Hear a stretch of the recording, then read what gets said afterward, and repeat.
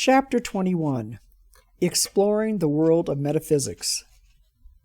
None of this information was ever presented to us in the seminary. My studies were based on the teachings found in the Bible and on the facts, or, at least, the accepted knowledge of our time. Theology and science seemed to be a trustworthy foundation of belief, but, all of a sudden, I found myself moving slightly off dead center. The foundation of my belief experienced a little tremor. I thought to myself, for years I had a hard time believing everything I read or heard about in the religious, scientific, philosophical, psychological, and historical fields of knowledge, but I had no other acceptable information that told me otherwise. I stayed with my traditional beliefs, but I began to question. If this system of graphoanalysis works because there is an integral functioning between our body and mind, then how far does that go? It could give credibility to other systems that treated the body and mind as a single unit, such as biorhythms, in which the physical, the mental, and intellectual activities function best or worst on certain days of the month. In fact, pilots in Japan and Germany are not permitted to fly on critical days, in which they are most vulnerable. Palmistry, the art of determining aspects of one's destiny and character from the lines on the palm of the hand, a practice going back to the 14th century. Reflexology, a system developed around 1920 of massaging specific areas of the foot or sometimes the hand in order to promote healing or the relief of stress in another part of the body. Iridology, another system that also found acceptance around 1920. One could supposedly identify the health condition throughout the body by examining the iris of the eye. I had only read about these sciences before, but I had never given any credence to them. Down deep within me, I knew there was a space that had to be filled. There were too many unanswered questions. I believed I was starting to ask the right questions. To change my mental power base, I needed stronger convictions, built out of passion and personal experience. Anything less than that was not sufficient to remove the mental shackles of limitation. I had a great desire to think freely, creatively. I obviously wasn't ready. Einstein's premise kept repeating itself in my mind when he said, "Each person sits in the prison of his or her own ideas." I needed personal experience. I wanted to explore for myself the mysteries behind the body-mind connection. I didn't waste any time. I began the school year with the 10th graders by having them write out their names, supply information about their families, and name a career they would like to pursue as an adult. I merely wanted to get more samples to test against the principles of graphoanalysis. I now had a lot to work with. First, I separated the talkers and troublemakers in the classroom and surrounded them with the more quiet and cooperative students. All was done entirely from their handwriting. I did not know the behavior of these students. This was my first personal encounter with any of the students. It proved to be successful. Now I wanted to demonstrate to the class how they could train their memory to function in a superior manner. If I succeeded, I was willing to share my secret with those interested. I had studied the famous Roth memory system. It's a very simple process of enhancing memory through association. I asked the students to give me 30 words. Each of the words was written on the blackboard for all to see. Naturally, they went to their dictionaries to hunt for the strangest, oddest words they could find. The only requirement was that it had to be a noun. Verbs were not permitted. Then I turned my back to the board and proceeded to name all 30 words in order. To show how versatile that memory system was, I asked them to call out a number from 1 to 30, and I would give the word that corresponded to that number. Then I added to their shock by giving all 30 words backwards. By this time they were sufficiently impressed. They had agreed before this memory experiment that I was permitted 2 mistakes and no more. As it was, I correctly remembered all of the words. After placing the students in a seating arrangement according to their handwriting, which really worked, and leaving them stunned with the memory of demonstration, the 10th grade became a very easy class to teach. The other teachers marveled at the change in their behavior. They wanted to know what I did to accomplish that. Ask the students, I replied. Several things happened that were worth noting. About a week after I had made a good study of each student in the 10th grade, the principal, Sister Mary Arthur, came up to me and asked what I knew about this one student. She gave me his name. I stared at her for a few seconds, wondering if I should tell her what I discovered about him from his handwriting. He had been new at the school. No one knew him well. I said, I have some information about him, but it is not good, and I don't know whether I should share that with you. She wanted to know anything at all I knew about him, good or bad. I then related to her that just from his handwriting alone it showed that he was capable of violence. He could actually kill someone. She then told me that the police were called in that afternoon. This same student stabbed a boy in the back with a compass. Both boys admitted it was over a very minor thing. At any rate, it didn't take long for word to get out around the school that I was involved in knowing a person's character through their handwriting. But I had support. They knew and liked Mrs. Pope, who was deeply involved in school activity, and she interpreted handwriting also. Besides, her son was a basketball star. One day, a senior asked if she could make an appointment with me. We set up the time for her to come to the parish house. She was considering going into the convent and wanted some counseling concerning her choice of religious communities. After we finished the session, she placed an envelope on my desk. I asked what it was. She said that it was the handwriting of one of the seniors in school. Tell me whose it is. I said, now wait a minute. I never claimed to be able to pick out a particular person out of a group just by looking at a note written by one of them. That was quite different than simply making a study of handwriting. She did not back off. Study it then, and tell me who wrote it. I did not promise I could do it. I'll try, I responded, rather weakly. Each day I made it a point to talk to the seniors at lunchtime to get to know them better. After a week, I broke it down to 6 possibilities. I called in my challenger. She verified that it was one of them. After another week, I selected 2 possibilities. She agreed that one of them was correct. At that point, I admitted these 2 students were so much alike I couldn't distinguish which one could have written it. She insisted I try again. I did, and chose one of them.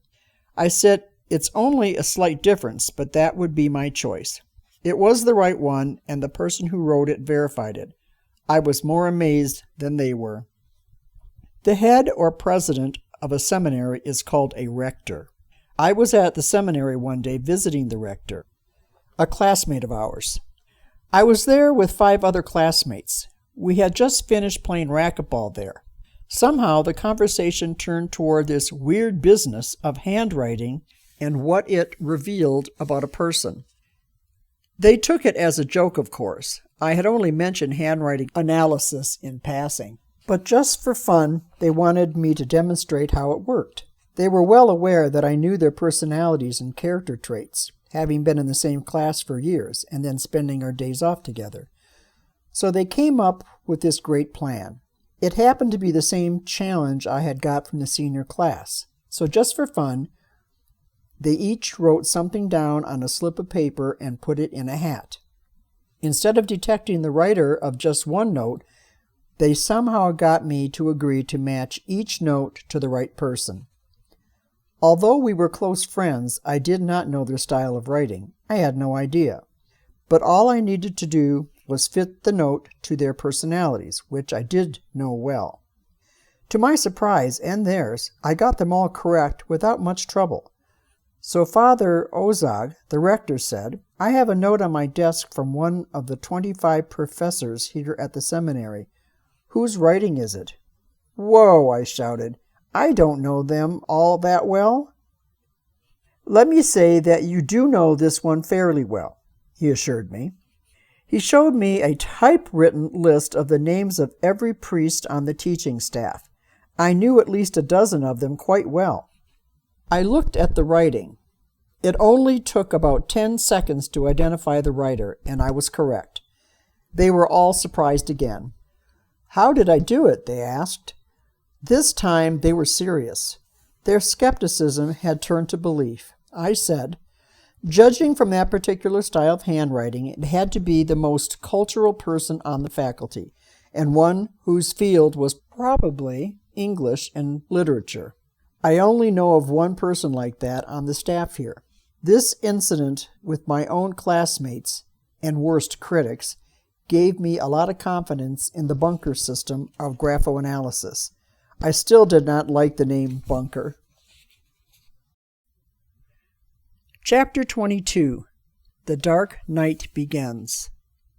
I am not going to say much about my next assignment, except that it was another situation in which I was demoralized by the example of the pastor. Granted, he had chronic malaria, which he contracted during the war years as a chaplain, but that did not explain his continual erratic behavior. The first assistant and I did not know one day to the next what to expect from this man. He changed his mind frequently, even within the hour, and never gave us a clue as to what was coming next. My position on the staff was in this order: first the pastor, then his mother, who lived close by, then his sister, who was also the cook, then the maintenance man, who was his brother-in-law, and then the first assistant, and finally me. That was the order of authority, I kid you not. The same pastor continually tried to turn us against each other. Coming back from a day off, the other assistant told me word for word what he said about me. Naturally, none of it was worth repeating. Conversely, when he came back from his day off, I filled him in with the damaging statements made about him. We stayed together on this and would not let him come between us. The rest of the memories were not any better. The people in the parish, as in my other assignments, were wonderful. I never had a problem with communities I worked with. My main problem was the guy at the top. I was reassigned again. I went from the proverbial frying pan into the fire. My next assignment was not much better. I was sent to a parish in southwest Detroit. It was historically a Hungarian parish. When I arrived, the neighborhood was changing rapidly. Every time a Hungarian family moved out, the space was immediately replaced with a Latin American one. As in my other assignments, part of my ministry was taking care of the Latino community. It was forever a source of conflict with pastors, and my appointment there lasted 5 long years. After about 2 years of fighting over my assigned duties, I had to get one of the bishops to write a letter to the pastor, affirming my assignment to the Hispanic community as well. There was now one notable change. Half the week I would work with the Hispanic and half with the rest of the parish. That now meant that I was working under this man only 3 days a week. Thank God for that. I could not begin to put in writing just how bad it was living in those conditions. This pastor topped them all.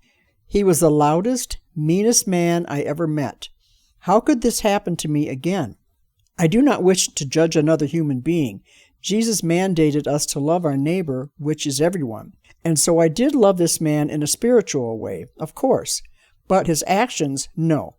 Whether he was aware of how badly he came across with the people, with Father Istvan Bali, a very elderly priest also assigned there, and with me, I do not know. And whether he was conscious of his explosions of anger and violence, or of his obvious expressions of racial prejudice, again, I am not sure. I felt like I was a prisoner. I pretty much had to stay in my room most of the time. On my day off, I was out of there as soon as possible. I was always in trouble with this man, no matter what I did. Father Bali would come up to me quite often and say, in his beautiful Hungarian accent, "The pastor is mad again, with you. This is black eye for you." He loved that expression. I heard it so often that once in a while I would run to the mirror to see if I really had a black eye. Father Bali was a saint living there for so many years under this man. Unfortunately, there was no other Hungarian parish, and Father Bali's command of English was very poor. In the midst of living under such tension and stress, and trying to survive in a very depressing atmosphere, I had to make a decision similar to Hamlet in his "to be or not to be" soliloquy.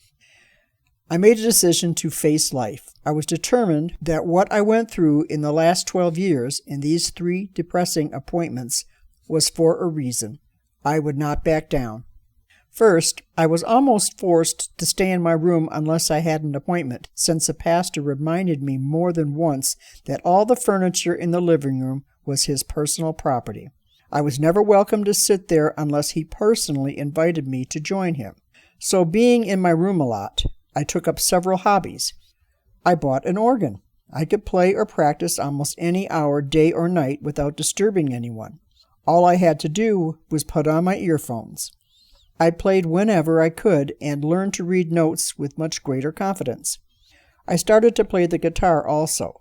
Since we were now saying Mass in homes as well, I learned about 50 songs to play. When I had a home Mass, I took care of the singing, the guitar music, and the Mass itself, whether in English or Spanish.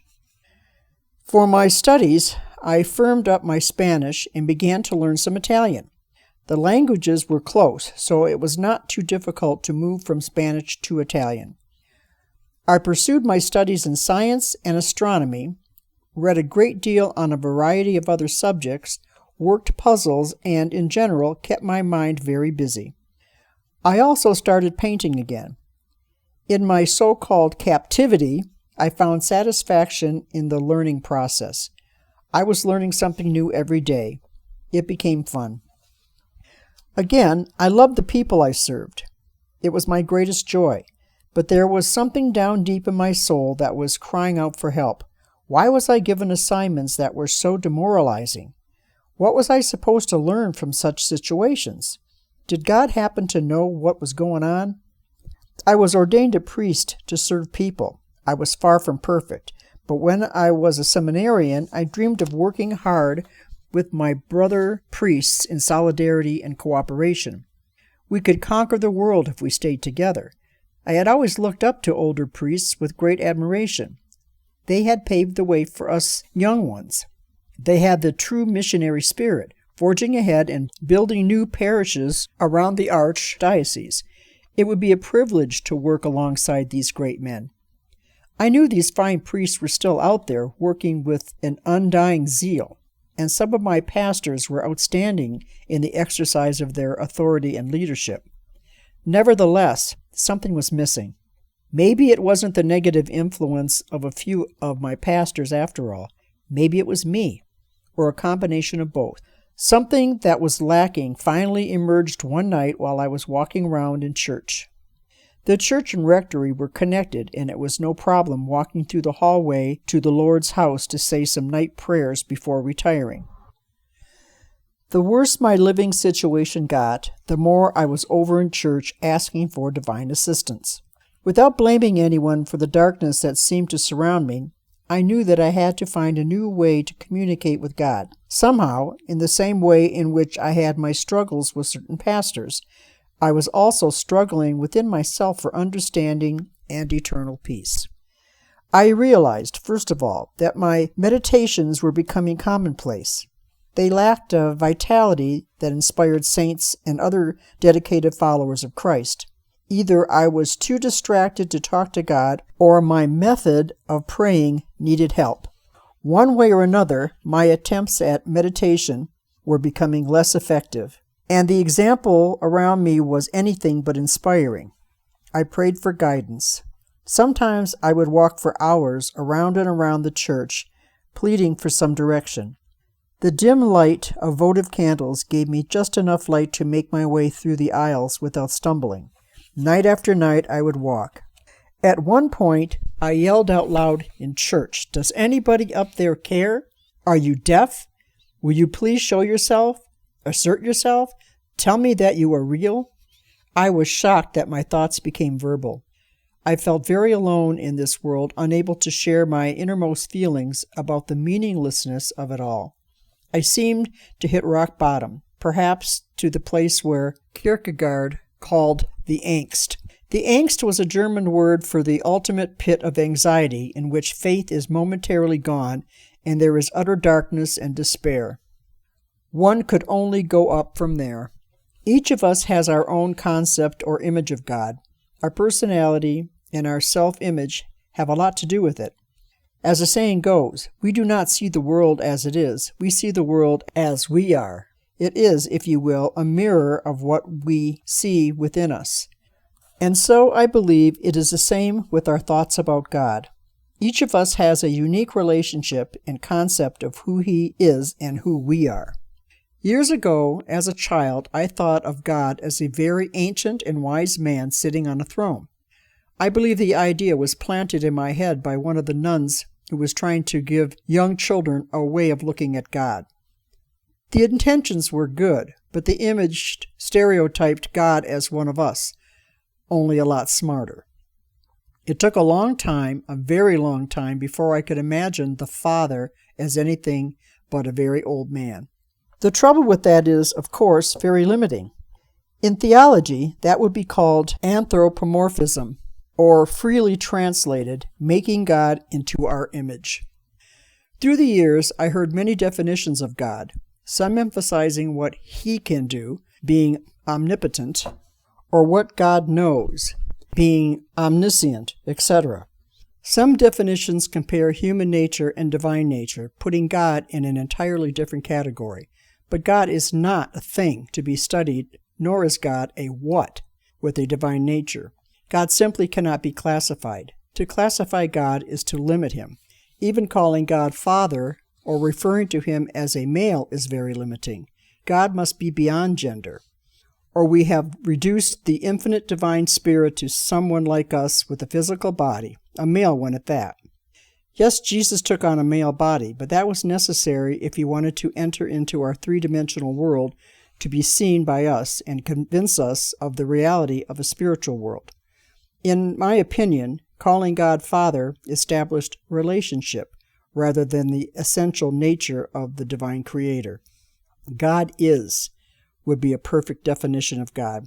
After all, it was God's own definition of Himself to Moses. I am who am. The meaning is clear. God is a God of the eternal now, not of the past and not of the future. Neither the past nor the future exists in God. In God's life, there is always the present moment. That is why the Church and the Bible refer to God as the God of the living. All divine attributes are contained in the God of the living, and much more. God is everything. There is nothing outside of God. If there is anything at all that is actually separate from God, then we have just created another God. God is all. The fact that we think we are separate from God does not in the least prove that we are. Only in our minds exists the thought of separation. God power sustains everything that is. The present moment is like an open window, making it possible to see and communicate with God. That precious moment that links us to the eternal Lord of the now is called a holy instant. St. John, in his first letter, 1 verse 5, says, God is light, and in Him there is no darkness at all. According to the New American Bible, light refers to God's truth and goodness. Darkness would be those who live in error or in ignorance. Although God dwells in each of us, we may not be aware of His divine presence through ignorance. Most of us live in the past. Almost everything that occupies our minds are about something in the past. What someone said or did to us, a bad golf shot or a real good one, a sickness in the past, etc. There's nothing wrong about considering the past. We simply don't want to live there. We have to let go, to move on, to learn from the past. A baseball player can never reach home unless he lets go of third base, nor can we ever arrive home, where God lives, unless we let go of the past. The same is true of the future. We can dream, plan, desire, but only in the present. The future does not exist yet. We can't live or hide there either. After weeks of walking around in church at night, often desperate and pleading on my knees for help, I desired more than anything to address God through the present window, the now, where truth dwells. What can I do to change this deplorable situation, Lord? I let go of some unpleasant memories that were depressing my attitude. I did not want to escape to the future, so I focused on the present moment. the window of direct communication with the Divine Helper. It felt good to stay in the present. A few days later, something totally unexpected happened. I happened to be into a bookstore in Lincoln Park, and as I walked past a certain section, a particular book caught my attention. It was called Yoga in 10 Lessons, a book written by a Benedictine monk, Father J.M. Dechanet, who saw the advantage of a people in the West practicing yoga with Christian values. His approach is therefore called Christian yoga. His intentions were not, as he stated in the preface of the book, to Christianize yoga, but rather simply to adopt certain yogi disciplines to his spiritual life.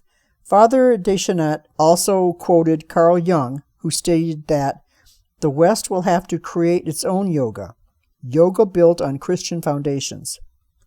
The theory was that if a person meditated daily, yoga style, the Lord would make himself present to the person who is sufficiently fine-tuned spiritually through meditation. It is believed in yoga that when the student is ready, the master will be waiting. I recalled reading about Buddha that under the pipal or bo tree, he experienced an emancipation of spirit. It was at Buddha Gaya near Benares. From that time on, he became known as Buddha, the Enlightened One. He was rewarded because he never gave up. I was determined that I too would not give up. I would meditate every day until the Lord manifested His presence in some way, or I would die trying. I studied the various positions of yoga and became rather proficient in the performance of them. I found the lotus position was more appropriate for me in deep meditation than on my knees. I also learned that Hatha Yoga, which is usually just called by the name yoga, was a preparation for meditation. It conditioned the body to be more receptive, more attentive. It elevated the mind by focusing the mind's energies, and lastly, by raising the vibration level of the meditator. I believe that the Lord was answering my prayer when He put me in possession of that book. The timing was good. The book sufficiently inspired me to be filled with hope and determination. One of the qualities I have demonstrated all my life was determination. Once I became convinced, I wasn't going to quit easily. I became more and more proficient in performing the postures or asanas and breathing exercises or pranayamas. Among the many postures possible, I was especially faithful in performing the headstand in the middle of the floor. In fact, at one point I used to say, "I'm on my head in the morning before most people are on their feet." There are 5 pathways in yoga that lead to union with the Creator: Hatha Yoga, health; Bhakti Yoga, seeking truth; Jnana Yoga, knowledge of the real and the unreal; Karma Yoga, selfless work; and Raja Yoga, meditation, leading to liberation or freedom. It is not difficult to see the great value in the 5 varieties of yoga. For the Christian, the paths are similar, the differences in the name. The Beatitudes of Jesus, the teachings of the Church, the spiritual and corporal works of mercy, and the weekly homilies from the pulpit all offer a path to God, but in Christian terms. I kept the same goals that I always had, but I wanted to pursue a path that would work for others who were very serious and had the passion to storm heaven demanding some kind of response, to seek enlightenment above all other values, to distinguish what is real and what is unreal in the eyes of God, and ultimately to embrace the truth. I desired to have the readiness and predisposition of a student entering the school of spiritual growth. I made sure that understanding accompanied my daily exercise in yoga postures. My daily meditations always began by giving thanks, praising God, clearing the mind, and learning to focus. The deep breathings was equally important. I meditated faithfully. I asked the Holy Spirit to guide me through this spiritual journey. Meditation was prime time, along with divine guidance. Nothing happened for the first few weeks. I thought of that as normal. After all, this was no ordinary adventure. I was not the one in control. I was making every possible effort to maintain balance physically, mentally, and spiritually. physically by being very careful what I ate, avoiding fried and fatty foods when possible. I exercised regularly on my days off. I was a bowler, skier, golfer, and played racquetball. Mentally, I tried to remain as positive as possible, always expecting the best results. And I read many spiritual books during that time. When I was getting my master's degree at the University of Detroit, I still recall vividly that Father Alfred McBride told us in a discussion about mystical experience. His ideas were almost identical to those of Thomas Merton, who wrote a very inspiring book, The New Seeds of Contemplation. This latter book had impressed me more than any other concerning growth in the spiritual life. I must have read it about 3 times, and I shall continue to read it. Merton wrote a book entitled Seeds of Contemplation early in his monastic life as a Trappist. However, near the end of his life, when he had explored quite profoundly and lived for many years the contemplative life, he made some very interesting comments on meditation and shared these insights in The New Seeds of Contemplation. Both of these great teachers, Thomas Merton and Al McBride, came to the same conclusion when they spoke about an authentic mystical experience or true communication with God. This was a very important point. McBride stated very clearly that the most we could do to prepare for a mystical, spiritual, or cosmic experience was to set up the conditions for that possibility of having such an experience. We could not make it happen. He repeated this over and over. He then emphasized that if we caused the experience to take place, it would be an action of the ego and not of the divine power. He went on to say that we could be completely deceived by the beauty and excitement of something cosmic, for example, but unfortunately it would be the result of a wild imagination at work without making the slightest contribution to one's spiritual growth. And, in my opinion, Merton would be in complete agreement. I did not want to waste my time with the possibility of deception. I continued to meditate and resolved to wait until something authentic occurred to me. If nothing happened, so be it. But I don't give up very easily. I would still wait. Wait I did. After a year, still no results. I began to wonder if I was practicing meditation yoga correctly, and was my motivation and determination supported by the right attitude and the right theology. I did harbor a few doubts about what I was doing. And did I still believe that divine providence would step in at any time and exert a spiritual transformation, thus justifying the countless hours I was investing in my quest? I got a little shaky for a moment, but I did believe. Again, I waited. Still there was no response. If something extraordinary was about to present itself, I wanted to be on the receiving end. 2 years went by. Nothing happened. 3 long years, then 4 passed by, and I was still meditating every day and going through the yoga postures, sitting in the lotus position every day and waiting. Still no results. Should I throw in the towel, so to speak? Was it time to call it off, admit it didn't work? This practice of meditating and waiting for the Master to take some action was a grand idea, but maybe that's all it was, just an idea.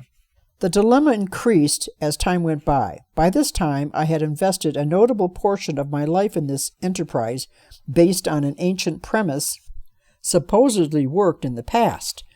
Will it work in the present age? Was it merely an empty dream? Should I quit now and admit defeat? I didn't like that word, defeat, any more than I liked the word failure. No, I was not going to stop. Nothing was going to make me stop. It was all or nothing. Where there is passion and commitment, time is irrelevant. I was going for it. I reiterated my intent. I would continue meditating until a divine intervention took place, until I received some kind of enlightenment or a visible sign or a truly mystical experience. Only death could stop me. What may not be apparent during this period of my life is the complete lack of understanding on the part of any of my colleagues. Even with the spiritual director, whom I admired a great deal, I was never able to successfully initiate and participate in a discussion about mystical or metaphysical experiences. These subjects were simply not well received. We were trained in a fixed theology. To talk of a different way of praying, such as using yoga, would be to deviate from the accepted path. It would immediately be suspect. The official prayer book of the Church, and therefore of the clergy, was the Breviary. It was a great book, but it was only a book. It did not increase the possibility of praying more creatively or with a fresh imaginative approach. To speak of having a spiritual experience the night before could sometimes bring laughter from fellow priests. It was really understandable. We as priests have all witnessed at different times some parishioners who were not in full command of their senses, speaking of such visits from above or hearing a message from God, or claiming to be a modern-day prophet or someone with a firm belief that God had chosen him or her as a locutionary or spokesperson to deliver messages to the world or a particular sect. Most of this kind of communication is really strange, ridiculous, even comical. However, when an authentic experience is revealed, it sometimes gets the same treatment. That's what happened to me. With or without support, I was willing to walk alone. Thank you for listening, and please join us every Sunday at 3 o'clock for our watch party as we premiere the next chapters of Father J's book.